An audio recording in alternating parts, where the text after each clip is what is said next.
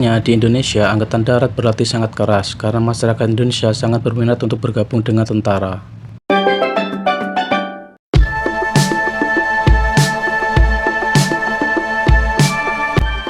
Media Filipina Benhil Asia menyoroti tentang militer Indonesia. Indonesia yang berada di peringkat 13 dunia menjadi yang terbaik di Asia Tenggara. Selain personel yang kuat, Indonesia juga didukung dengan kemampuan memproduksi sendiri alutsista di dalam negeri.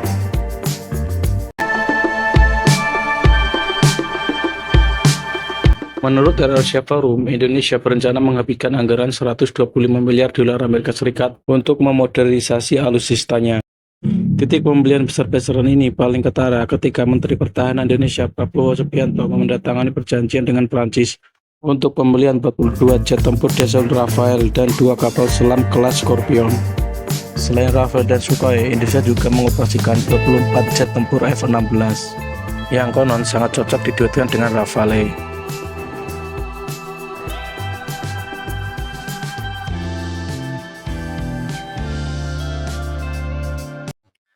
Indonesia telah membuat kapal dan tank sendiri berkat Eropa dan Turki. Militer Indonesia kini lebih tertutup untuk menunjukkan alutsistanya. Indonesia sebenarnya punya jet tempur sendiri. Yang paling menonjol adalah kerjasama dengan Korea dalam pembuatan Buramai. Jangan lupa, Indonesia membeli 2 PPA dari Fincantieri Italia dan beli 2 fregat mata panah 140 dari Babcock Inggris.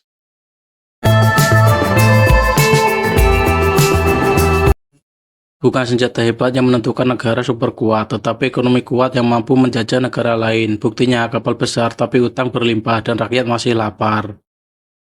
Itu sekutu kami, Indonesia. Kami membeli banyak peralatan perang dan kereta mobil di sana. Masalahnya hubungan mereka sangat dekat dengan Tiongkok. Saya harap Tiongkok tidak akan menggunakannya melawan Filipina. Indonesia tidak diragukan lagi menjadi kuat di kawasan kita Asia Tenggara. Salam dari Filipina. Cinta Indonesia dari Pakistan. Kami mendukung Indonesia dengan banyak cinta dari India. Bangsa Indonesia, biar damai dunia, tidak ada perang. Luar biasa Indonesia, salam perdamaian dunia. Persenjataan militer Indonesia yang diperlihatkan kepada publik hanya kurang dari setengah dari seluruh persenjataan militer yang dimiliki Indonesia. Banyak dari persenjataan militer Indonesia belum dipublikasikan, disimpan di dalam pangkalan bawah tanah atau dibuat sangat mirip dengan yang dipublikasikan sekitar akhir tahun 2000-an. Seseorang tidak sengaja mengambil foto kapal selam tersembunyi milik militer Indonesia dengan nomor ID-012 saat berlayar agak jauh dari bibir pantai. Perlu diketahui bahwa kapal selam Indonesia yang diterbitkan hanya memiliki nomor 01, 02, 03, 04, dan 05. Jika Indonesia memiliki kapal selam yang memiliki nomor ID 012, berarti Indonesia mempunyai minimal 12 kapal selam.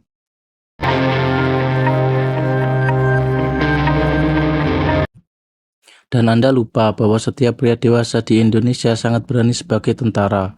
Indonesia dan Bangladesh adalah teman baik. Indonesia mungkin dalam beberapa tahun ke depan, atau bisa saya katakan pada tahun 2030, setidaknya bisa menjadi negara terkuat, keempat di Asia setelah Tiongkok, India, dan Jepang, sementara Jepang sedang menurun. Hal ini juga bisa menjadi peluang bagi mereka untuk melampaui Jepang meskipun mungkin memerlukan waktu 3 atau 4 dekade.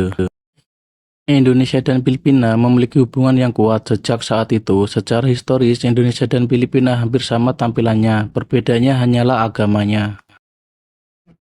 Saya ragu Jerman dapat mengatasi apa yang terjadi dengan Ukraina saat ini. Ditambah lagi, menurut saya, Indonesia harus fokus pada kekuatan reaksi ringan, karena Indonesia sebagian besar merupakan kepulauan, dan tank tidak akan mampu berbuat apa-apa.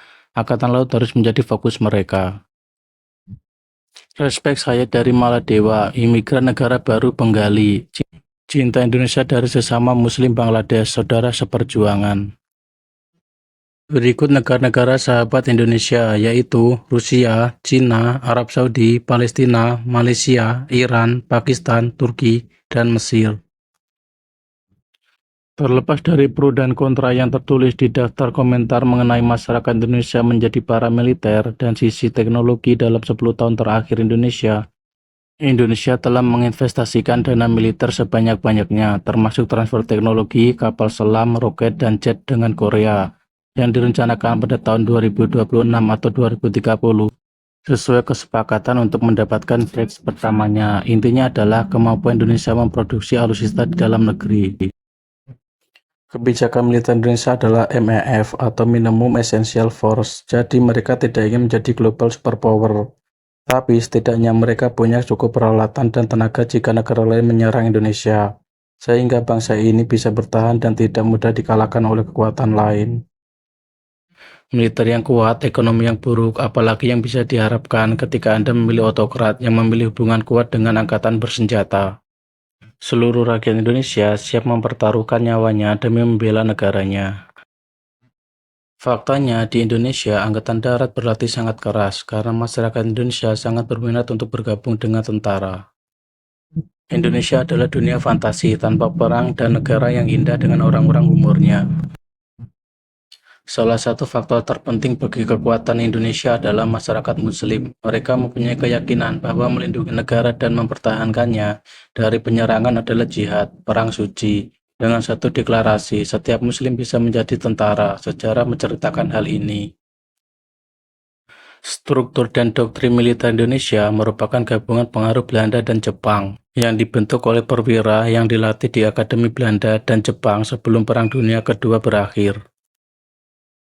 Saat ini Barat tanpa Asia bagikan kacang tanpa bijinya. Indonesia termasuk salah satu quick hit dalam hal militer. Tentara Indonesia tidak hanya militer tetapi juga sipil. Tentara Indonesia tidak hanya akan menjadi tentara, tetapi orang dewasa juga akan dipersenjatai. Cara berperang orang Indonesia tidak sama dengan kebanyakan negara lain.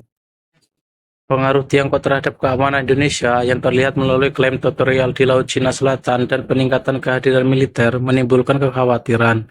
Ikatan ekonomi juga menimbulkan resiko ketergantungan. Menyeimbangkan hubungan sekaligus menjaga kedaulatan sangat penting bagi Indonesia.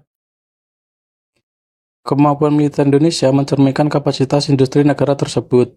Mereka membanggakan ukuran tetapi kekurangan substansi meskipun jumlahnya meningkat.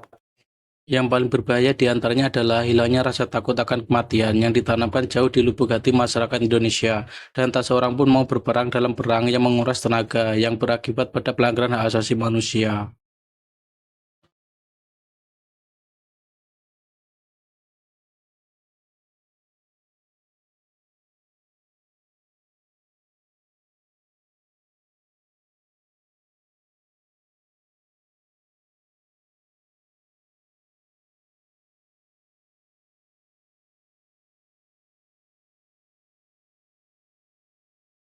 Jika Indonesia terus melanjutkan pertumbuhan saat ini, maka Indonesia akan menjadi negara adidaya yang mengancam posisi Tiongkok di Asia Tenggara. Jadi lakukanlah yang terbaik.